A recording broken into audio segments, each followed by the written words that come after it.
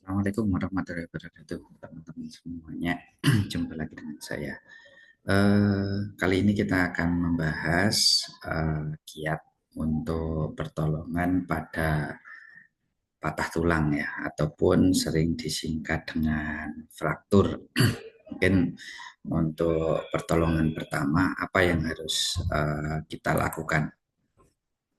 Kita ketahui teman-teman semuanya bahwa kalau kita melihat statistik di 2024 ini total kasus kecelakaan sangat tinggi ya, dari 1.152.000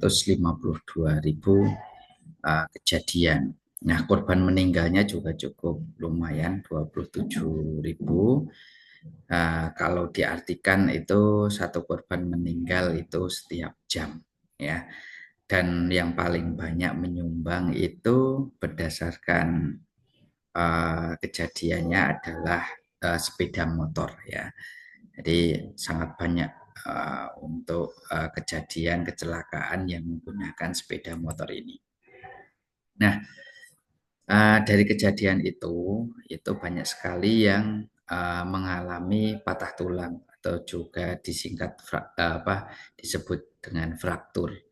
Ini merupakan suatu kondisi bahwa tulang ini mengalami retak ataupun pecah ataupun juga patah. Ini akibat adanya trauma ya. Biasanya disebabkan karena benturan ataupun jatuh pada saat kecelakaan ataupun juga pada saat olahraga ya. Nah, kalau kita lihat itu secara kasat mata teman-teman semuanya sebelum melakukan tindakan pertolongan, ini teman-teman harus melihat bahwa jenis apa ini untuk frakturnya, apakah tertutup ataupun juga terbuka.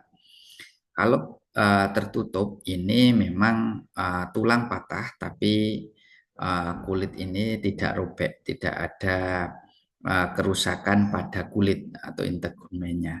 Sedangkan kalau patah terbuka, tentunya tulang ini akan menembus kulit, robek, dan resiko tinggi terjadinya pendarahan dan infeksi.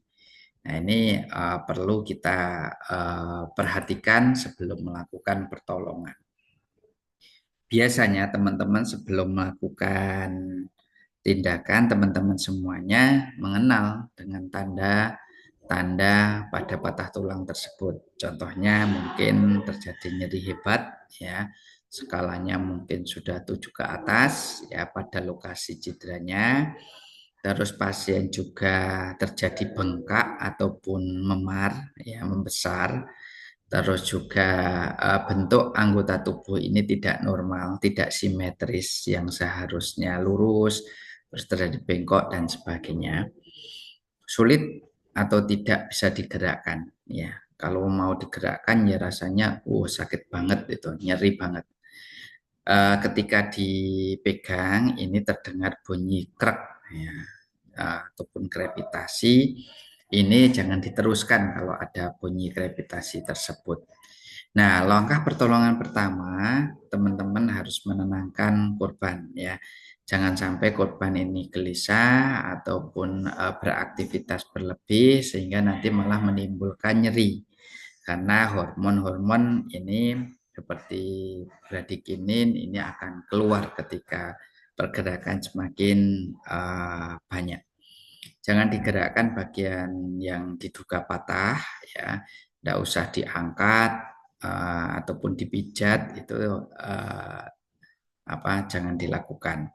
Terus yang penting bagi teman-teman semuanya adalah imobilisasi ataupun distabilisasi dengan bidai ya. Jadi diimobilisasi, tidak boleh banyak bergerak. Ini yang paling utama yang harus dilakukan di pertolongan pertama. Hindari memaksakan ataupun meluruskan tulang. Tidak boleh dimanipulasi, langsung diluruskan pada saat itu juga. Karena nanti akan bermasalah, terjadi komplikasi dan sebagainya. Terus untuk menghindari dari infeksi, maka teman-teman harus tutupi luka, kalau yang ada lukanya terbuka dengan kain yang bersih ya. Jadi jangan sampai menutupi dengan kain yang kotor malah nanti jadi infeksi. Terus segera dibawa ke pelayanan kesehatan. Nah, yang perlu tadi untuk imobilisasi, teman-teman harus melakukan untuk di bidai ya. Nah, di bidai ini kadang-kadang kalau di pra rumah sakit, di luar rumah sakit, kita juga keterbatasan dari bahan dan alatnya, maka teman-teman bisa menggunakan bahan yang kaku, seperti kayu, karton, ataupun kardus, menggunakan majalah yang tebal, yang bisa berfungsi untuk menjadi bidai. Terus juga letakkan di kedua sisi tulang yang patah ya. Bisa teman-teman di kanan dan di kiri juga bisa. Kalau ada 3 sama di bawah itu lebih bagus lagi. Tentunya ini adalah melihat situasi yang ada di lapangan yang memungkinkan. Nah, ini ikat dengan kain ataupun perban dengan tali. Ini kalau pasiennya masih bisa sadar, maka dicek.